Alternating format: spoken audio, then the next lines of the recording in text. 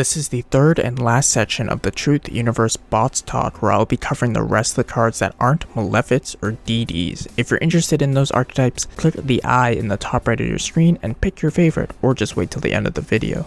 On your screen are the timestamps for each of the sections. We have Crystal Beasts, Dinos, Cypress cards, and just other notable cards. First off, Crystal Beasts. They received 3 new pieces of support: Rainbow Bridge, Crystal Conclave, and Rainbow Refraction. Rainbow Bridge searches any crystal spell or trap, and it's not once per turn, so drawing multiples is perfectly fine. This card is fantastic for bolstering the consistency of the Crystal Beast deck, especially since it can search Crystal Bond, which lets you add a Crystal Beast monster from your deck to your hand, as well as place a Crystal Beast monster in your spell or trap card zone from your deck. It's a mandatory 3-of in any dedicated Crystal Beast build. Crystal Conclave is a continuous trap that lets your Crystal Beasts float into other Crystal Beasts when destroyed by battle. Also, by sending Conclave to the grave, you can bounce both one Crystal Beast monster you control and a card your opponent controls back to the hand. This card is fantastic non-destructive spot removal, and it also gives you the chance to resummon Sapphire Pegasus to play another Crystal Beast from your deck to your spell or trap card zone. Crystal Conclave is most likely a 3-of, and it's also searchable by Rainbow Bridge. If Rainbow Dragon or Rainbow Dark Dragon used its effect this turn, you can special summon any number of Crystal Beast monsters from your deck with the new Rainbow Refraction. It's too situational and very hard to pull off to consider even running at 1 copy. Also, it's not searchable by Rainbow Bridge. On the left is a Crystal Beast deck list that focuses on controlling the board. On the right is one that tries to turbo out Rainbow over Dragon.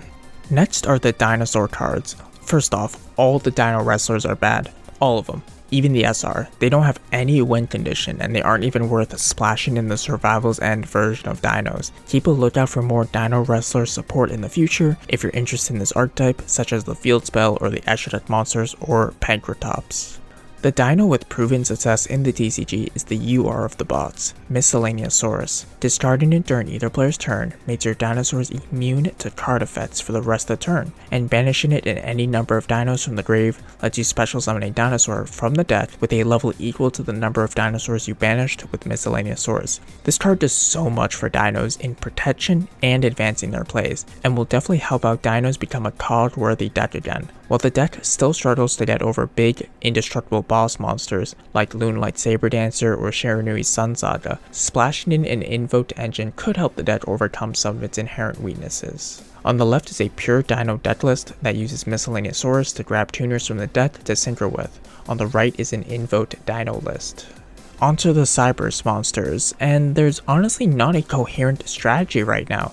Every single Cypress monster in this bot is utter trash, except for the Grade Buster, but it must first be special summoned by banishing 2 Cypress monsters from your grave to special summon it, which means you have to be running a dedicated Cypress deck to play it. That also means that Paladin the Storm Dragon, a ritual Cypress monster in this bot, cannot special summon it with its own effect, which lets you special summon a level 5 or higher Cypress monster from your hand or deck by tributing itself. If you want to play Cypress, the Grade Buster will be a good card in the future to own because of its easy summoning condition in a dedicated Cypress deck, as well as its effect that can deal with monsters with more attack than itself by banishing them until the end phase. Also, that effect can be used during either player's turn, so it's good for disrupting your opponent's plays as well.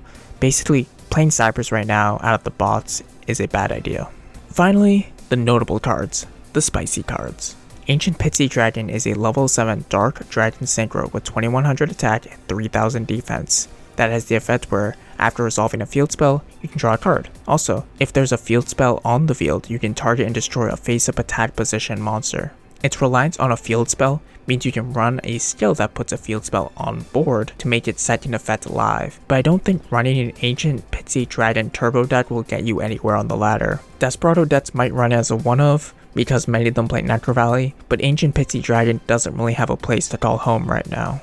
Dark Dust Spirit is a level 6 zombie spirit monster with 2200 attack and 1800 defense that cannot be special summoned. When Dark Dust Spirit is normal summoned or flipped face up, destroy all other face-up monsters on the field. Like other spirit monsters, it returns to your hand during the end phase. I love board nuking effects, but Dark Dust Spirit requiring a tribute means that it'll be somewhat difficult to bring out. Still, maybe this card has some future potential if spirits get more support. Justy Break is like a super mirror force for normal monsters, as when your opponent declares an attack against a normal monster you control, you get to destroy all monsters on the field, except face-up attack position normal monsters. I could see this card being splashed into Dark Magicians or Dinos as a 1-0 to surprise opponents, but for the same reason that Wall of Thorns isn't being played in Row Mages, most battle traps aren't that good in the current Duel Links metagame right now because they're too slow. Acid Trap Hole lets you target one face-down defense position monster on the field, flip it face-up, then destroy it if its defense is 2000 or less, or return it face-down if its defense is more than 2000. While Acid Trap Hole flips the monster face-up, which triggers flip effects, if you use it on your own Subterror monster to attempt to use its effect,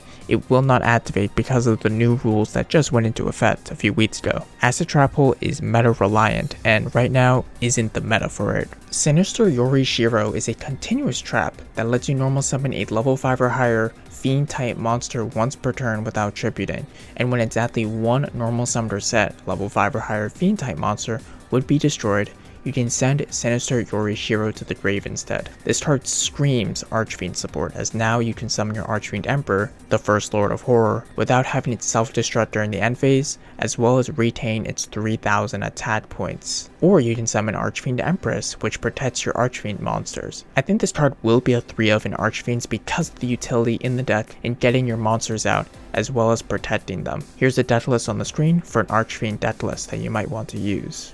That's it for the Truth Universe main bots review. My overall thoughts are that we have a lot of new King of Games worthy decks, but nothing that significantly shakes up the metagame. If you're going into this bots hoping some of your favorite archetypes get future support that will put them into meta relevance, just wait for those cards to come out. Who knows when we'll ever get Malefic Cyber End Dragon, for example. Like and subscribe if you haven't already. If you enjoyed this kind of content, let me know in the comments. Thank you.